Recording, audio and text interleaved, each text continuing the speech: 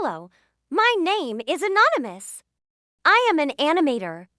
This is my channel, and this is a story about what would happen if a volcano erupted in a magical candy land. But instead of spewing molten lava, it shot out endless scoops of delicious ice cream. It was a perfectly normal day in the magical land of candy clouds. The sun was shining, the birds were tweeting, and the river of chocolate was flowing.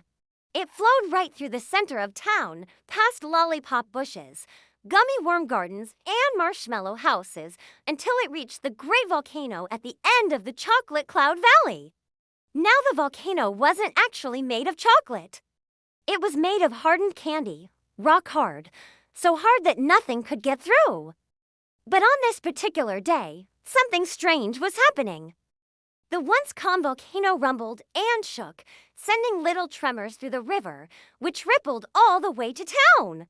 Mayor Mallow was enjoying a nice cup of tea in his marshmallow house when he felt the floor vibrate beneath him.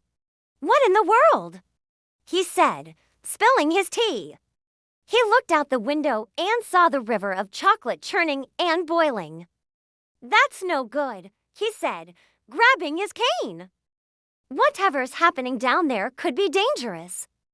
He gathered up his bravest gummy worms and marched them right into the chocolate cloud valley.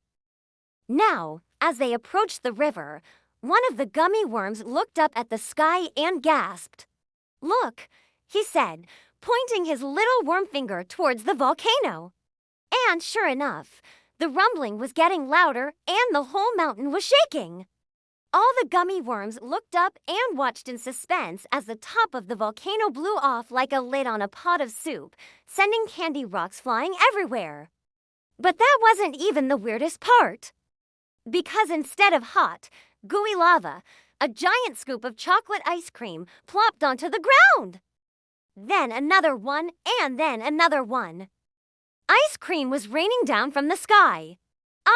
I don't understand," Mayor Mallow stammered, completely dumbfounded. Before any of them could figure out what was going on, more ice cream came raining down from the sky. They all looked up just in time to see giant scoops of strawberry ice cream fall from the volcano, splattering onto the already melting chocolate.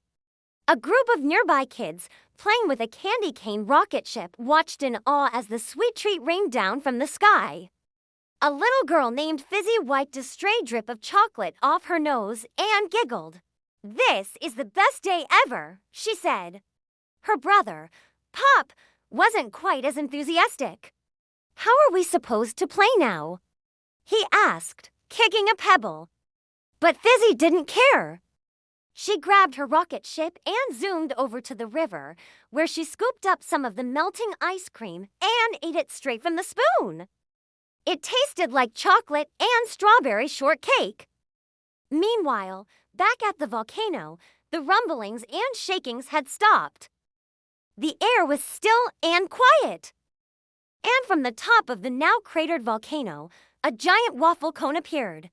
At first, everyone thought it was a bird, but then it started to walk. The waffle cone wobbled as it shuffled its way down the side of the mountain.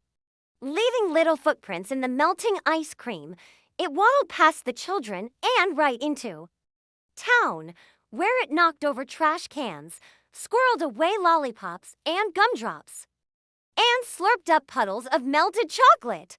The townspeople watched in terror as the giant waffle cone headed straight for the river of chocolate, scooped up a massive amount of the sweet liquid, and took it back to the volcano.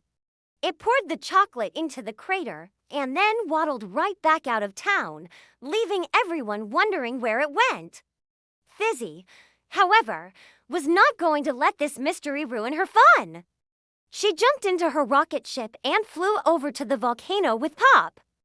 They peeked over the edge and saw a huge pile of chocolate and strawberry ice cream at the bottom.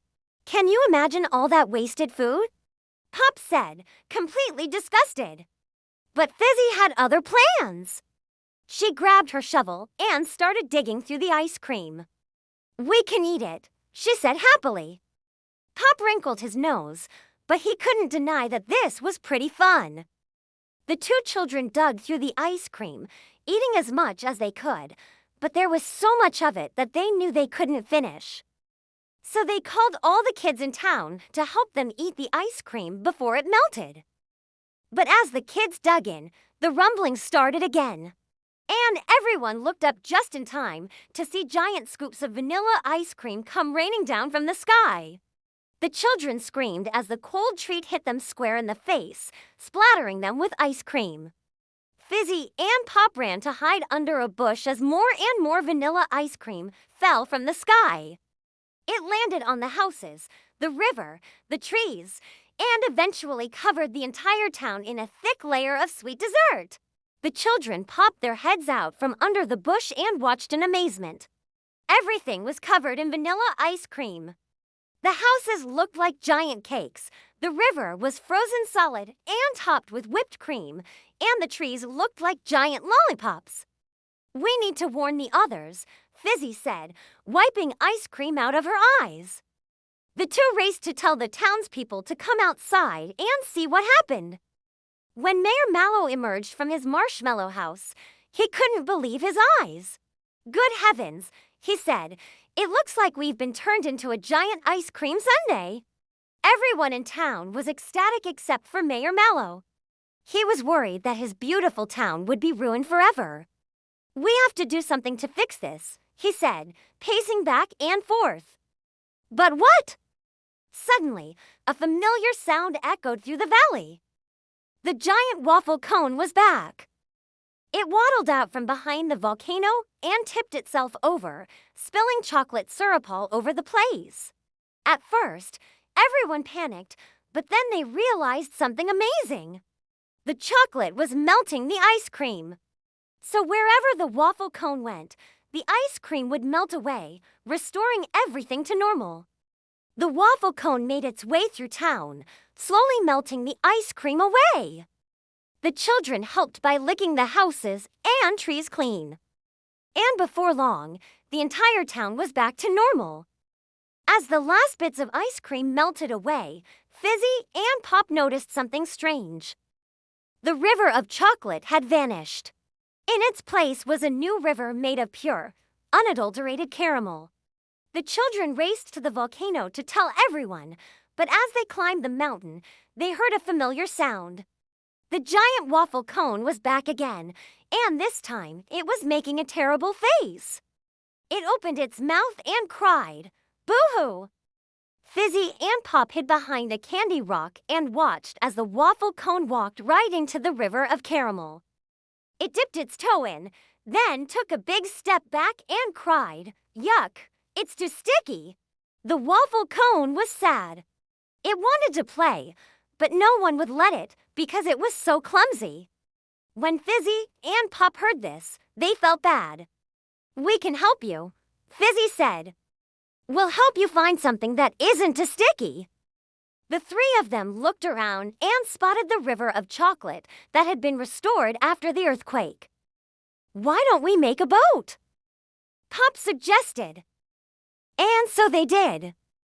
Using a large sheet of bark and some vines, they made the biggest boat they could and set it adrift on the river. The waffle cone climbed in and beamed at the children. "Thank you," it said. "This is so much fun." The three friends sailed all around the river, having the time of their lives. They played until sunset when the sky turned orange and the river glistened like gold. As the stars twinkled overhead, Fizzy and Pop paddled the boat back to shore and waved goodbye to their new friend. "Come back soon," Fizzy called as the waffle cone disappeared into the darkness. The next morning, Fizzy and Pop told everyone in town about their new friend, the waffle cone. The children couldn't wait to meet it, and soon the whole town was building boats to sail around the river of chocolate. From that day on, the giant waffle cone never felt left out again. And the people of Candy Clouds learned that sometimes things that are different are also special. The end.